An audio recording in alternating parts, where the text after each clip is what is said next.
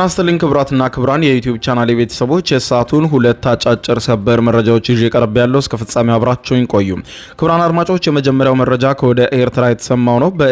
የኤርትራ መንግስት የፈጸመው ተግባር ታይቶ የማይታወቅ ነው ተብሎ ይሄውም የመንግስት የጸጥታ ኃይሎች አንድን ታዳጊ በጥይት ተኩሰው መግደላቸውን ተከትሎ በኤርትራ ውስጥ አመጽ መቀስቀሱን ተከትሎ የአንድ መንደር ነዋሪዎችን በሙሉ የኤርትራ መንግስት በቁጥጥር ስር መዋሉ ተሰምቷል። የመንደሩ ነዋሪዎች በሙሉ እንዳደረሳቸው እስካሁን ድረስ አይታወቅም ነው የተባለው። ጉዳዩን በተመለከተ የወጣውን ዝርዝር መረጃ የምታደምጡ ይሆናል። በሌላ በኩል ክቡራን አድማጮች እንዲሁም በኢራን የሚደረገው ተቃውሞ በከፍተኛ ሁኔታ የቀጠለ ሲሆን ሁኔታውን የሚያባብስ ዜና ከወደ አሜሪካ ተሰምቷል። ይኸውም የአሜሪካው ፕሬዝዳንት ዶናልድ ጄ ትራምፕ በቀጠለው የኢራን አመጽ ኢራን ሰልፈኞችን መግደል የምትቀጥል ከሆነ በቀጣይ ቀናት እጃችንን እናስገባለን፣ ሰልፈኞቹንም እናግዛቸዋለን፣ የአያቶላ መንግስት እንዲጥሉ ሲሉ ገልጸዋል። ይህንን ተከትሎ ደግሞ የኢራን መንግስት ቃል አቀባይ ባወጡት አስቸኳይ መግለጫ አሜሪካ ጣልቃ የምትገባ ከሆነ መካከለኛው ምስራቅ ይተራመሳል ሲሉ ገልጸዋል። ይህንን በተመለከተ ውጥረቶች ተባብሰዋል። ተቃውሞች እየቀጠሉ ነው። የሟቾች ቁጥራውንም በኢራን ውስጥ በከፍተኛ ሁኔታ እየጨመረ እንደሆነ ተነግሯል። ጉዳዩን በተመለከተ በዝርዝር የማስደምጣችሁ ዘገባ ይኖራል። እስከ ፍጻሜው ቆዩ። ዝርዝር መረጃዎችን አድምጡ ግብዣይ ነው። ወደ መረጃዎቹ አለፍኩ። አብረን እንከታተለው። በቅድሚያ ኤርትራ ታይቶ የማይታወቅ ነገር በግዛቷ ውስጥ መፈጸሟ አነጋጋሪ ሆነ።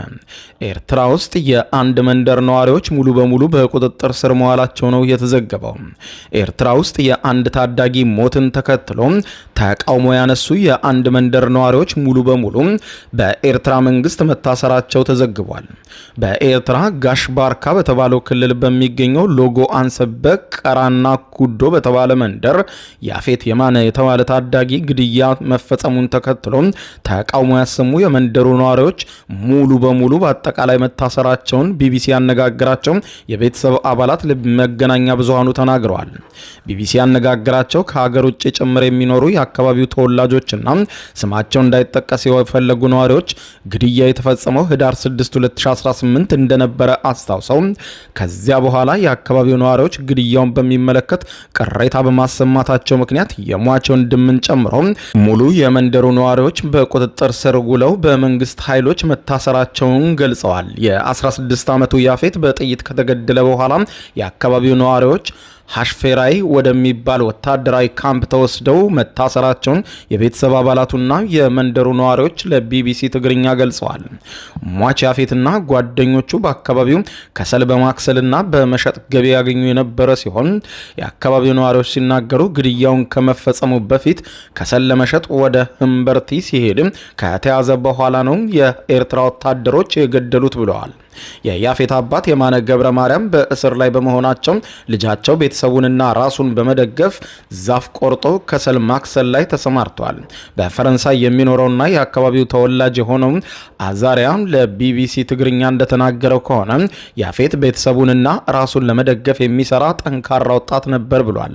የአካባቢው ወጣቶች ብዙ ጊዜ ከሰል የሚያከስሉት ሌሊት ነው። ህዳር 6 ቀን 2018 ያፌትና ጓደኞቹ ከህምበርቲ ወደ ቤታቸው ሲሄዱ ወታደሮች በቁጥጥር ስር አውለዋቸዋል ብሏል። ወታደሮቹ ያፌትና ጓደኞቹን ከነአህዮቻቸው በቁጥጥር ስር እንደዋለቸው የሚናገሩት አቶ አዛሪያ ወደ ካራና ኩዶ ወደ ተባለ መንደር ለመመለስ ሲሞክሩ ወጣቶቹን በማምለጥ በመንደሩ አቅራቢያ ተደብቀዋል ይላል ስለ ሁኔታው ሲያስረዳ።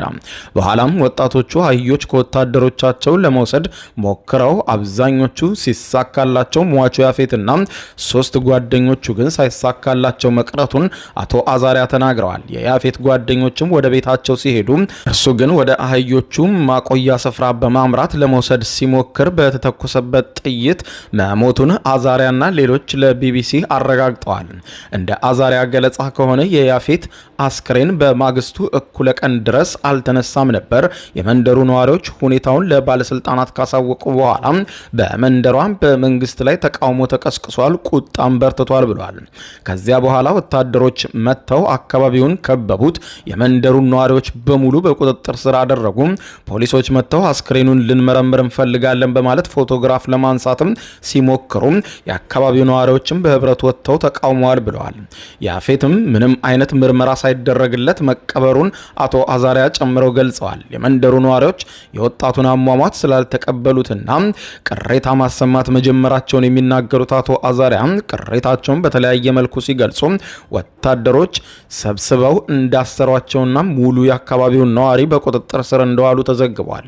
ግድያው በተፈጸመበት ሳምንት እሁድ ዕለት አብዛኛው ሰው ቤተ ክርስቲያን ውስጥ በተሰበሰበበት ዕድሜያቸው ከ16 ዓመት ጀምሮ ያሉ ሰዎችን፣ ዲያቆናት፣ የቤተ ክርስቲያኑን ተማሪዎችና ካህናት በመንደር ውስጥ ያሉትን ከወጣት እስከ አዛውንት ሁሉ ሰብስበው እንዳጎሯቸው ተነግሯል። አሁን በሐፌሽ ፌራይ ውስጥ እንዳሉ ይነገራል። ነገር ግን ምንም የተረጋገጠ ነገር የለም። የት እንዳደረሱት የመንደሩን ነዋሪ በሙሉ አይታወቅም ብለዋል። እድሜያቸው ከ16 እስከ 80 የሚደርሱ ወንዶች ወስደዋል። ከመካከላቸውም የተለያየ የጤና ችግር ያለባቸውም ጭምር አሉ። የሟች ታላቅ ወንድም ሄኖክ የማነ የሚባል የአእምሮ ጤና መታወክ ያለበትም ሳይቀር ነው ተወስዶ የታሰረው ሲሉ ገልጸዋል። በኤርትራም በአብዛኛው አካባቢ የኤሌክትሪክ ኃይል አቅርቦት ስለሌለ ሰዎች ለማገዶና ለገቢ ምንጭነት በከሰል ይጠቀማሉ። የኤርትራ መንግስት ግን የደን ጠባቂ ወታደሮችን ፍሩስታለ በማሰማራትና የተለያዩ የፍተሻ ጣቢያዎችን በማቋቋም የዛፎችን መቆረጥና ከሰልን ማክሰል እከላከላለሁ ይላል። አዛሪያም በአጠቃላይ የታሰሩ ሰዎች ምን ያክል እንደሆኑ ባይታወቅም የመንደሩ ነዋሪዎች በአጠቃላይ በቁጥጥር ስር ውለዋል ብለዋል። ለምሳሌም በረከት የሚባል ቄስ በዚያው ዕለት ሌሎች ቁጥጥር ስር በዋሉበት ዕለት ቅዳሴ ላይ ስለነበረ ቅዳሴውን ሲጨርስ ተይዞ ታስሯል። ሌሎችም በተመሳሳይ ከያሉበት እየታደኑ እየታሰሩ ነው። የመንደሩ ነዋሪዎችም በሙሉ በቁጥጥር ስር አውለው የት እንዳደረሷቸው አይታወቅም ብለዋል። በቀራና ኩዶም አካባቢ ነዋሪዎች ኑሯቸውን የሚኖሩትም በማረሻና ከብት በማርባትም ጭምር እንደሆነ ገልጸዋል። የአካባቢው ነዋሪዎች ከብቶቻቸውን ከመኖሪያ አካባቢያቸው ራቅ ባለ ስፍራም በአንድ በረት ውስጥ የማኖር ባህልም አላቸው ሲሉ ገልጸው የኤርትራ መንግስት ግን የከብቶቹን በረት በማፍረስ ጭምር ነዋሪዎች እንዳይሰባሰቡና በህብረት እንዳይኖሩ ሲያደርግ ነበር ብለዋል። በማህበራዊ ሚዲያ እነዚህን ከብቶች በረቶች መቃጠላቸውን የሚገልጹ ዘገባዎች የተሰራጩ ሲሆን አዛሪያ አንዳንዶቹ በመንደሩ ውስጥ ቤት እንኳን የላቸውም፣ በህይወታቸው ሙሉም በረቶች ውስጥ ነው የሚኖሩት ማለት ይቻላል ሲሉ አካባቢው ላይ በህብረት መኖር የተለመደ ቢሆንም አሁን ግን የኤርትራ መንግስት ይህንን እየፈራው እንደሆነ ይገልጻሉ። ይህ በመላው ዓለም ታይቶ በማይታወቅ ሁኔታ የአንድ መንደር ነዋሪ ቁጥጥር ስር መዋል ጉዳይ መሰማቱን ተከትሎ ቢቢሲ በጉዳዩ ላይ ባወጣው መረጃ የኤርትራ መንግስት በአንድ አካባቢ ለሚነሳበት ተቃውሞ አጠቃላይ የመንደሩን ነዋሪ በቁጥጥር ስር አውሎ ማጎር ይህ የመጀመሪያው አይደለም ይላል። ኑሯቸውን በዩናይትድ ኪንግደም ያደረጉት አቶ ደሳለኝ የተባሉ ኤርትራዊ መንግስት በተለያዩ ጊዜያት ከመሬት ጋር ለተነሱበት ተቃውሞዎች፣ ጥያቄዎችና አመጾች የመንደር ነዋሪዎችን በሙሉ በጅምላ እያሰረ ሲቆይ በተደጋጋሚ እንዲህ አይነት ልምድ አለው ሲሉ ገልጸዋል። ቢቢሲም በጋሽ በርካን ስለተፈጸመው ግድያና እስር የኤርትራ የማስታወቂያ ሚኒስትር ቢጠይቅም ምላሽ አላገኘም። በሌላ ዜና በኢራን የተነሳው ከፍተኛ ተቃውሞ አሁንም ማብረጃ አልተገኘለትም። ከፍተኛ ውድመት እያስከተለና የሰዎችን ህይወት እየቀጠፈ ቀጥሏል። ይህንን ተከትሎም የአሜሪካው ፕሬዝዳንት እጃቸውን እንደሚያስገቡ በግልጽ ተናግረዋል። ኢራን ተቃዋሚ ሰልፈኞች በተቃውሟቸው እንዲቀጥሉ የተናገሩት የአሜሪካው ፕሬዝዳንት ዶናልድ ጄ ትራምፕ ኢራን ተቃዋሚ ሰልፈኞችን መግደል የምትቀጥል ከሆነ ግን በሚቀጥሉት ቀናት በተቃውሞ ላይ እጃችንን አስገብተን ልንረዳቸው እንችላለን ብለዋል። ኢራን ሰላማዊ ተቃዋሚዎችን የምትገድል ከሆነ አሜሪካን በጉዳዩ ላይ ጣልቃ ለመግባት ትገደዳለች። ሰልፈኞችን ለማዳን ኢራናውያንን ለመጠበቅ ስትል አሜሪካ ወደ ኢራን ዘልቃ ትገባለች ብለዋል ትራምፕ። በኢራን የተለያዩ ከተሞች የኑሮ ውድነትና የገንዘብ መግዛት አቅም ማሽቆልቆሉን በመቃወም በርካታ ሰዎች ወደ አደባባይ መውጣት ከጀመሩና ከጸጥታ ኃይሎች ጋር መጋጨት ከጀመሩ ቆየት ብሏል። በዚህ ሳቢያ ትራምፕ ኢራን ተቃዋሚዎችን በጭካኔ በጥይት መግደሏን የምትቀጥል ከሆነ እርምጃ ለመውሰድ ዝግጁ ነን በማለት በማህበራዊ ትስስር ገጻቸው ላይ አስፍረዋል። ትራምፕ ይህንን ያሉት ከ3 ዓመታት ወዲህ በኢራን ውስጥ ያጋጠመ ነው በተባለ የአሁኑ ከፍተኛ ተቃውሞ በርካታ ሰዎች መገደላቸውን የሚያመለክቱ የዜና አውታሮች ዘገባ መውጣታቸውን ተከትሎ ነው። በተቃዋሚዎችና በመንግስት የጸጥታ ኃይሎች መካከል ግጭት የተቀሰቀሰው ባሳለፍነው እሁድ ባለሱቆችም በፍጥነት እየጨመረ ባለው የዋጋ ንረትና መንግስት እያሽቆለቆለ ያለውን የሀገሪቱን የመገበያ ገንዘብ ለመታደግ ምንም አላደረገም በሚል ተቃውሞ ከቀሰቀሱ በኋላ ነው።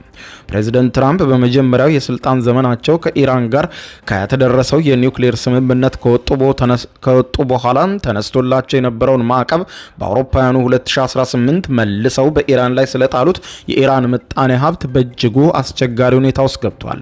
በኢራን በተለያዩ ግዛቶች ውስጥ የሚካሄደው ተቃውሞ እየተባባሰ የቀጠለ ሲሆን የጸጥታ ኃይል አባላትንም ጨምሮ የሰው ሕይወት እያለፈ መሆኑን ተዘግቧል።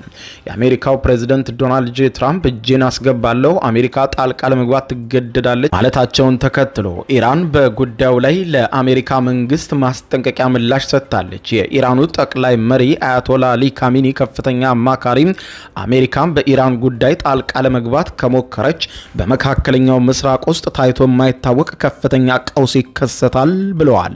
እየተባባሰ ባለው የኢኮኖሚ ሁኔታ በኢራን የተለያዩ አካባቢዎች የቀጠለውን ተቃውሞ ተከትሎ ትራምፕ እጃችንን ለማስገባት እንገደዳለን ያሉ ሲሆን የኢራኑ መሪ ዋነኛ አማካሪ የሆኑት አሊ ላሪጃኒ ለዚህ የሰጡት ዛቻ ወዲያውኑ በሰጡት ምላሽ ማንኛውንም አይነት የአሜሪካ ጣልቃ ገብነት ቀጠናውን ያናገዋል ባይ ናቸው። በዚህ የውስጥ ጉዳይ ጣልቃ መግባት ማለት አጠቃላይ ቀጠናውን ማናጋትና የአሜሪካ ጥቅሞችን ማውደም ማለት መሆኑን ትራምፕ ሊያውቅ ይገባል በማለት ላሪጃኒ በጽሁፋቸው ምላሽ መስጠታቸው ተዘግቧል። እጅግ ከፍተኛ ውጥረት በበዛበት ቀጠና የኢራን መንግስት ሁኔታውን ለመቆጣጠር በከፍተኛ ሁኔታ እየሰራ ቢሆንም ተቃውሞ የበረታ መምጣቱን ተከትሎ አያቶላው በቴሌቪዥን ብቅ ብለው ማናቸውንም አይነት ቀጣይ እርምጃዎች እንዲወሰዱ ትዕዛዝ ሰጥቻለሁ ብለዋል። የኢራን ፖሊስ ዋና አዛዥ የሆኑት አህመድ ሬዛ ራዳን በሀገር ውስጥ መገናኛ ብዙሃን በኩል በተላለፈም የምሽቱ መግለጫቸው የጠላቶችን የብጥብጥና የመከፋፈል እንቅስቃሴ እያከሸፍን ነው ብለዋል። የኢራን የጸጥታና የህግ ተቋማት በተቃውሞዎች ውስጥ በሚሳተፉት ላይ እርምጃ እንደሚወስዱ በተደጋጋሚ ከገለጹ በኋላ እርምጃው ወደ ከባድ መሳሪያ እንደሚያድግም ገልጸዋል። በቀጠለው ተቃውሞ በርካታ ሰዎች ህይወት እንደጠፋ ቢነገርም በትክክል ምን ያህል ሰዎች ህይወት እንዳለፈ ማወቅ ሳይቻል ቀርቷል። ቀደም ሲል የሀገሪቱ ጠቅላይ መሪ አያቶላ አሊ ካሚኒ አማካሪ አሜሪካን በኢራን ጉዳይ ውስጥ እጇን እንዳታስገባ ያሉ ሲሆን ቃል አቀባዩ ጨምረውም ኢራናውያን ለጉዳያቸው ራሳቸው መፍትሄ ማግኘት ይፈልጋሉ፣ የውጭ ጣልቃ ገብነትን አይፈቅዱም በማለት የትራምፕን አስተዳደር ጣልቃ ገብነት ብለውታል። የሀገሪቱ ጠቅላይ መሪ አማካሪ አሊ ላራጂኒ ቀደም ሲል በሰጡት ማስጠንቀቂያ ጣልቃ ገብነት የሚያመጣው ጉዳይ ቢኖር ከፍተኛ የሆነ የመካከለኛው ምስራቅን ትርምስ ነው ሲሉ ገልጸዋል። ክቡራን አድማጮች ለሰዓቱ ብታደምጧቸው መልካም ናቸው ያልኳቸው አጫጭር መረጃዎች የሰማችኋቸው ናቸው። ከሰዓታት በኋላ በሌላ መረጃ ተመልሰን እስከምንገናኝ በያለንበት የዓለም ዳር ቸር እንቆይ። የዩቲዩብ የስኬት ሚስጥሮችን በዝርዝር የያዘው የአቤል ብርሃኑ የወይኗ ልጅ መጽሐፍ ሁለተኛ እትም በገበያ ላይ። ዩቲዩብ ለመጀመር በአጭር ጊዜ ስኬትን ለመቀዳጀት አስበዋል? ዩቲዩብ ብጀምር ስንት ብር አገኘሁም ብሎ አስበዋል? እንግዲያውስ በዩቲዩብ 2 የወርቅ 3 የብር ሽልማቶችን ያገኘው የአቤል ብርሃኑ የወይኗ ልጅ የዩቲዩብ ሚስጥሮች መጽሐፍ በዝርዝር ሁሉንም ያብራራሉታል። ዛሬውኑ ገዝተው ህልሞን እውን የሚያደርጉበትን የዩቲዩብ የስኬት መንገድ ይጀምሩ። በሀገር ቤት አከፋፋይ አዲስ አበባ ሜክሲኮ ኮሜርስ መጽሐፍት መደብር። በውጭ ሀገራት ለምትገኙ ከአማዞን ላይ ብታዙ በቀናት ውስጥ ደጁ ይደርሳል። የአማዞን ሊንኩን እዚህ ቪዲዮ ኮሜንት ላይ ያገኙታል። የዩቲዩብ ሚስጥሮች ዘመኑ ጋር ተፈላጊ መጽሐፍ